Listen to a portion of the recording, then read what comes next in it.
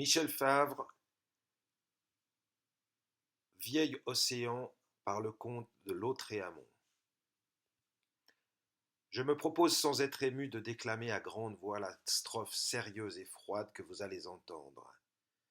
Vous, faites attention à ce qu'elle contient et gardez-vous de l'impression pénible qu'elle ne manquera pas de laisser, comme une flétrissure dans votre imagination troublée. Ne croyez pas que je sois sur le point de mourir, car je ne suis pas encore un squelette, et la vieillesse n'est pas collée à mon front. Écartons en conséquence toute idée de comparaison avec le cygne au moment où son existence s'envole, et ne voyez devant vous qu'un monstre dont je suis heureux que vous ne puissiez apercevoir la figure.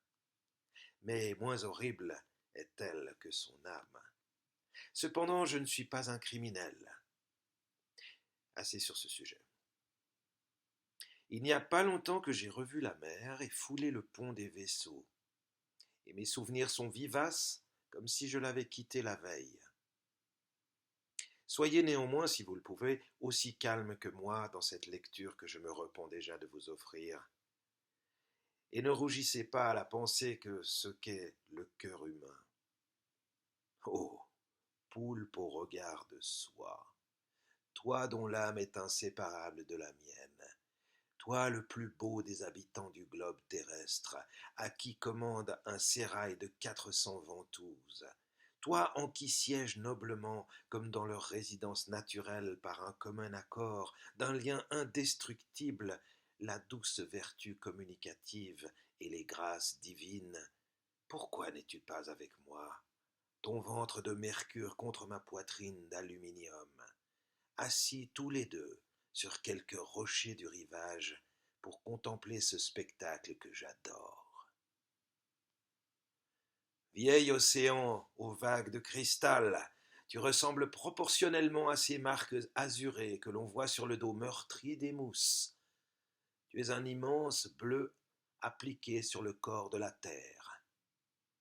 J'aime cette comparaison. Ainsi, à ton premier aspect, un souffle prolongé de tristesse qu'on croirait être le murmure de ta brise suave passe en laissant des ineffaçables traces sur l'âme profondément ébranlée, et tu rappelles au souvenir de tes amants, sans qu'on s'en rende toujours compte, les rudes commencements de l'homme, où il fait connaissance avec la douleur, qui ne le quitte plus. Je te salue, vieil océan. Vieil océan, ta forme harmonieusement sphérique, qui réjouit la face grave de la géométrie, ne me rappelle que trop les petits yeux de l'homme, pareils à ceux du sanglier pour la petitesse, et à ceux des oiseaux de nuit pour la perfection circulaire du contour. Cependant, l'homme s'est cru beau dans tous les siècles. Moi, je suppose plutôt que l'homme ne croit à sa beauté que par amour-propre, et qu'il n'est pas beau réellement, et qu'il s'en doute. Car pourquoi regarde-t-il la figure de son semblable avec tant de mépris? Je te salue, vieil océan.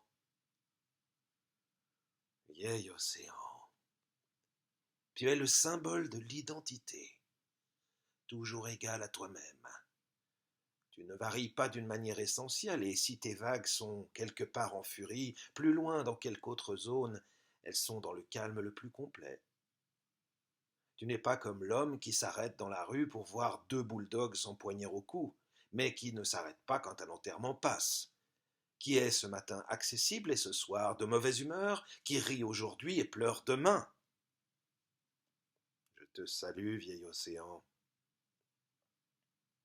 Vieil océan, il n'y aurait rien d'impossible à ce que tu caches dans ton sein de futures utilités pour l'homme. Tu lui as déjà donné la baleine.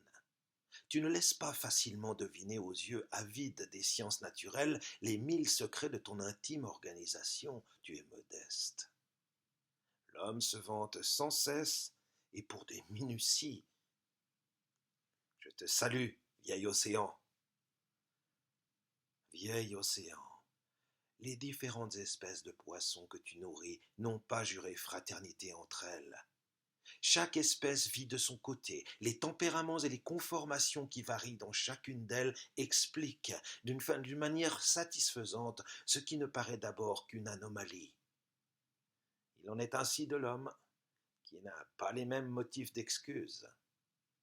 Un morceau de terre est-il occupé par 30 millions d'êtres humains?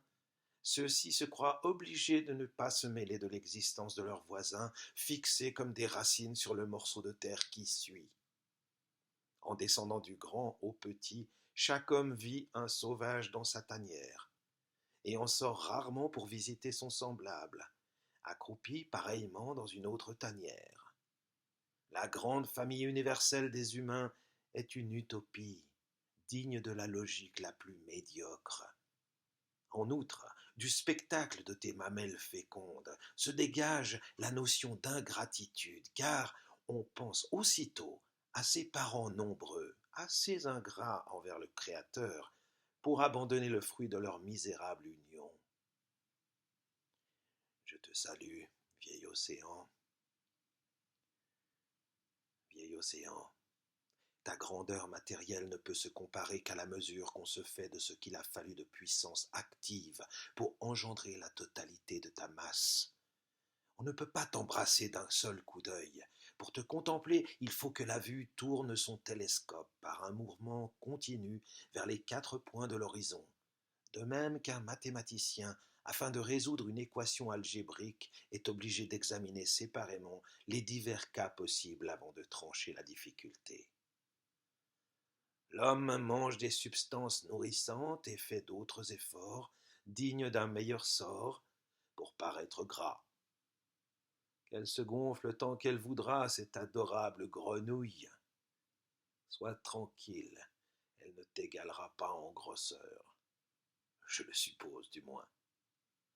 Je te salue, vieil océan.